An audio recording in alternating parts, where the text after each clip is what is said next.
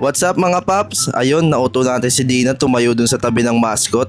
Tapos nauto rin natin siya maglibre dito sa Yummy Dumplings. Ayun, umorder na kami.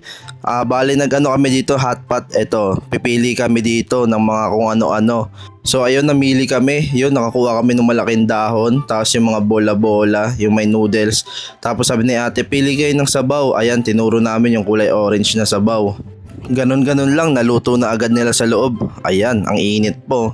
Tapos meron din kaming libreng kutsay dumplings. Ayan o, kasi nag-share kami ng post nila sa Facebook. Yan, tuwan-tuwa si Ren. Happy tummy daw siya. Dance-dance pa oh. Meron na namang isa. Bugs, sabi-sabi pa na sobrang dami, tas mauubos din pala. Galing-galing mo talaga. Syempre hindi pwedeng matapos na walang panghimagas. Ayan, add 5 piso lang tapos may ice cream na kayo. Solid talaga dito sa Yummy Dumplings. Kaya ano pang hinihintay niyo mga paps? Bisitahin niyo sila dito sa tabi ng MOA Hypermarket. Yun lang, paalam!